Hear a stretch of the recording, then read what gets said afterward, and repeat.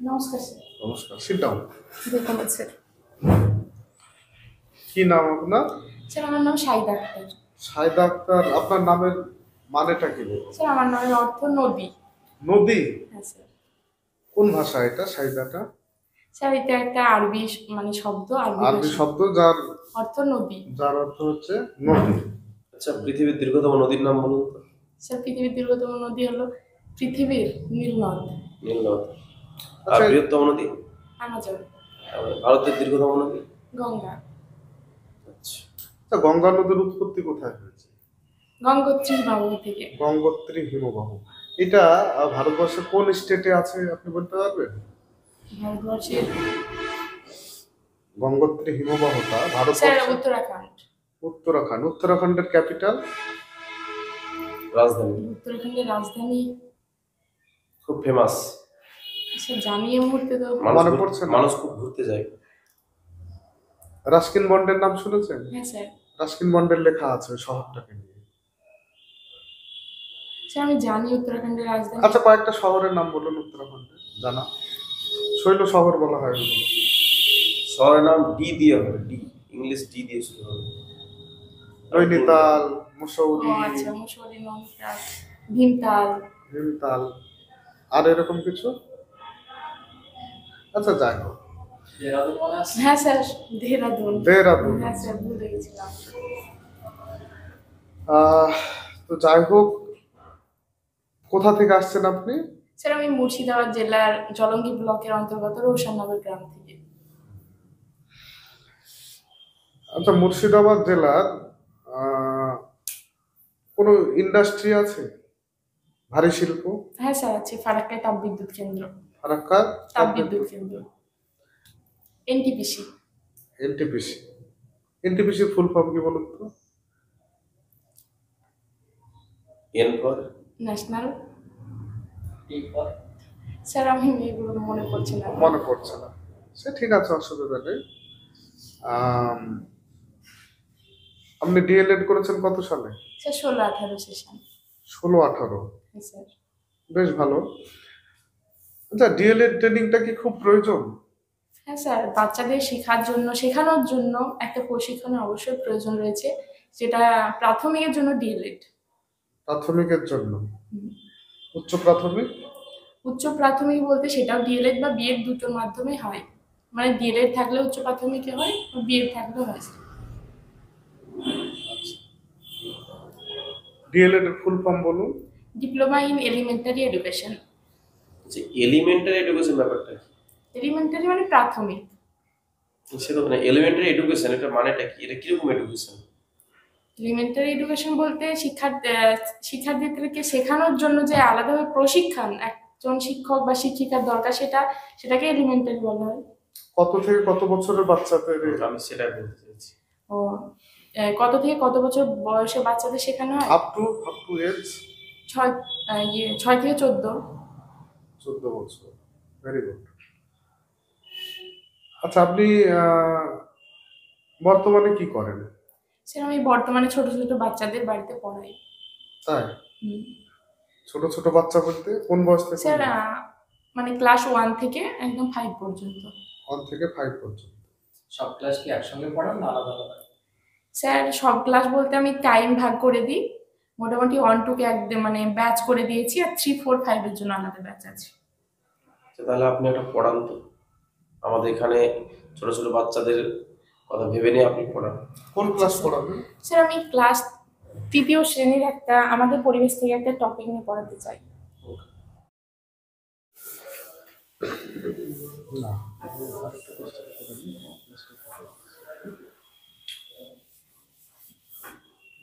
আচ্ছা ম্যাডাম, এই যে বসুন, সেন্স অর্গান থেকে যে বিষয়গুলো আমরা জানতে পারি, এটাকে কি বলা হয়? আপনি তো সেন্স অর্গান নিয়ে আলোচনা করছিলেন। পঞ্চেন্দ্রিয় বলা হয়। পঞ্চ ইন্দ্রিয়ের মাধ্যমে ইন্দ্রিয়ে আমাদের কি হয়? বাইরের যে স্টিমুলাস গুলো আছে সেটা এটা তো কিছু ঘটে আমাদের ইন্দ্রিয়ের সঙ্গে, সেই ঘটাটাকে কি বলা হয় সাইকোলজির ভাষায়? সংবেদন না প্রত্যক্ষণ, সরি স্যার, প্রত্যক্ষণ বলা হয়। তাই? সেন্সেশনও ঘটে, সংবেদনও ঘটে। সেন্সেশন, সংবেদন ঘটে সংবেদন আমাদের। প্রত্যক্ষণ পারসেপশনটা স্যার। প্রত্যক্ষণ হচ্ছে পারসেপশন ঘটে। Very good. মানে ফার্স্ট সেন্সেশন হবে, সেন্সেশন তারপর পারসেপশন হয়। সেন্সেশনটা যখন আমরা রিয়েলাইজ করি তখন তারপর সেটা আমরা পারসেপশনে perception যাবে। বাহ, ভালো বলেছেন আপনি। আচ্ছা, আপনার ক্লাসে তো অনেক ধরনের স্টুডেন্ট থাকবে, হ্যাঁ স্যার অবশ্যই। তাই না? হুম। তো একই ক্লাসে এই যে সবাইকে পড়ানোর যে পদ্ধতি, এটাকে একটা টার্ম আছে নতুন।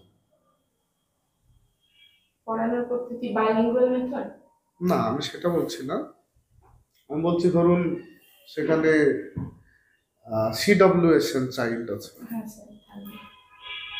তারপরে আপনার ওই বিভিন্ন সোসাইটি থেকে আসা ছেলে মেয়ে থাকবে। ব্যতিক্রমী বিশেষ ধর্মী শিক্ষার্থী সব থাকবে। ধরনের ছেলে মেয়েকে একই বিদ্যালয়ে, আলাদা আলাদা বিদ্যালয়ে না পড়িয়ে একই বিদ্যালয়ে পড়ানোর যে পদ্ধতি, সামথিং অন্তর্ভুক্তিমূলক শিক্ষা sir. Very good, inclusive education. Education.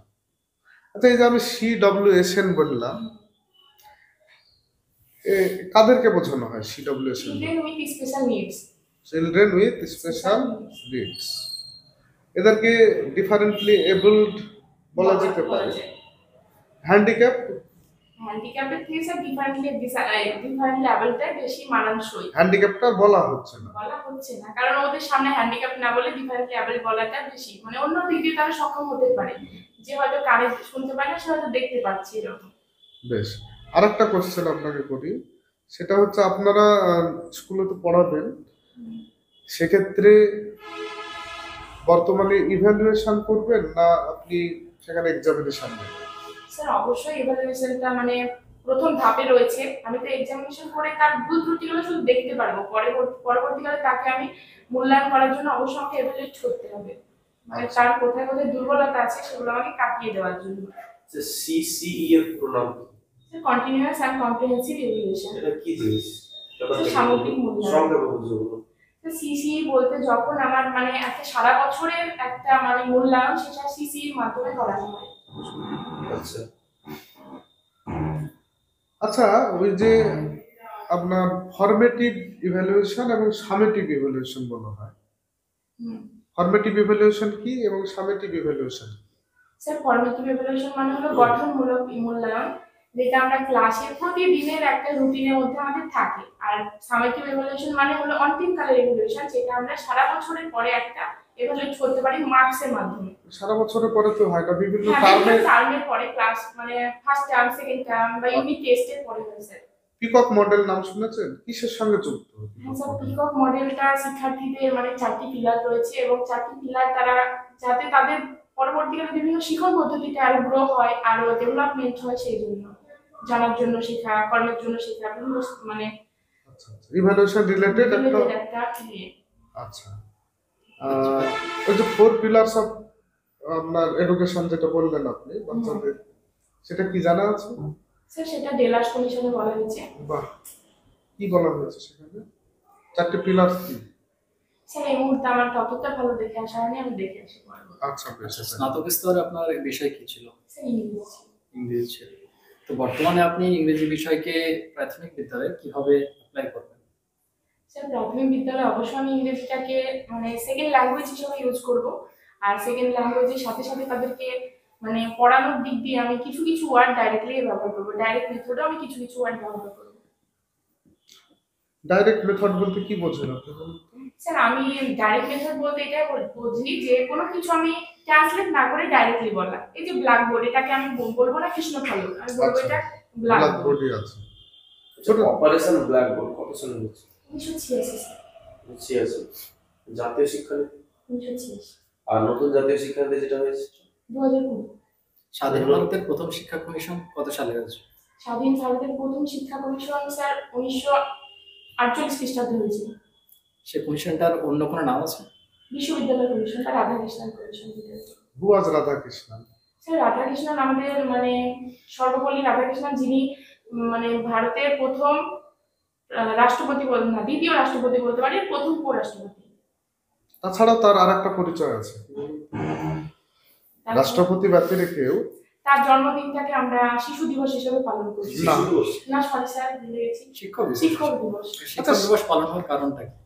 শিক্ষক দিবস পালন বলতে তিনি নিজে তার কথা মতো তিনি নিজে এটা করে যেতে বলেছিলেন, এবং তার জন্মদিনটাকে যাতে সব বাচ্চাদের মনে একটা অনুপ্রেরণা বা মানে স্মৃতিচারণ করতে পারি, সেই জন্য আমরা শিক্ষক দিবসটা পালন করি। আসল বিষয়টা হচ্ছে তিনি প্রফেসর ছিলেন, হ্যাঁ স্যার। মোস্ট প্রবাবলি হায়দ্রাবাদ ইউনিভার্সিটির। শিক্ষার্থীরা যখন তার জন্মদিনটাকে পালন করতে চায় উৎসব হিসাবে, তখন তিনি বলেন যে এটাকে শিক্ষক হিসেবে। আচ্ছা, আপনি বললেন যে ডক্টর রাধাকৃষ্ণন ভারতের প্রথম উপরাষ্ট্রপতি ছিলেন, ভারতের প্রথম রাষ্ট্রপতি কে ছিলেন? ডক্টর রাজেন্দ্র প্রসাদ। রাজেন্দ্র প্রসাদ। আর প্রথম প্রধানমন্ত্রী? জওহরলাল নেহরু। আচ্ছা, রাষ্ট্রপতি যে হয়েছেন কত সালে হয়েছে? এই যে মানে সর্বপল্লী প্রথম প্রেসিডেন্ট যিনি রাজেন্দ্র প্রসাদ, প্রসাদ। তিনি কত সালে? স্যার সালটা এক্সাক্ট মনে করতে পারছি না। রিপাবলিক ডে কবে পালিত হয়? 26শে জানুয়ারি সাল 1950 সালে। হ্যাঁ। তাহলে রাষ্ট্রপতি সেদিন থেকে হচ্ছে, যেদিন থেকে সংবিধান লাগু হচ্ছে সেদিন থেকে রাষ্ট্রপতি পদটা চালু হয়। আচ্ছা আচ্ছা, এবার শেষ প্রশ্ন একটাই, যে আপনি ধরুন আপনার যদি নিয়োগ আপনাকে অনেক দূরে দেওয়া হয়, ওয়েস্ট বেঙ্গলের বাইরে হবে না, মুর্শিদাবাদে না দিয়ে দেখা গেল আপনাকে কোচবিহার দেওয়া হবে, সেক্ষেত্রে আপনার প্রবলেম কতটা হবে? স্যার প্রবলেম অনেকটাই হবে, কারণ বাড়ি থেকে আমি অনেকটা দূরে থাকবো, সেখানে আমাকে কিছু একটা বাড়ি হোক বা একটা জায়গা ভাড়া নিয়ে থাকতে হবে, এবং সেখানে আমার সেই সমস্ত আশেপাশে মানুষের সাথে আমার একটু পরিচয় করার দরকার থাকবে, এবং পরিচয়ের মাধ্যমে সেখানে আমাকে থাকতে হবে। এবার যদি আমি বাড়ির কাছে পাই তাহলে সেটা খুব ভালো হবে আমার ক্ষেত্রে। যদি দূরে হয়, বাড়ির কাছে হলো না, যাবেন? হ্যাঁ স্যার, অবশ্যই যাবো। কারণ বাচ্চাদের সংস্পর্শ আমার খুব ভালো লাগে, দূরে গেলেও আমি বাচ্চাদের সাথেই থাকতে চাই। নতুন পরিবেশে মানিয়ে নিতে কি খুব সময় লাগবে? স্যার একটু সময় লাগবে, কিন্তু চেষ্টা করবো মানিয়ে নেওয়ার। ভেরি গুড, আসলে ধন্যবাদ স্যার।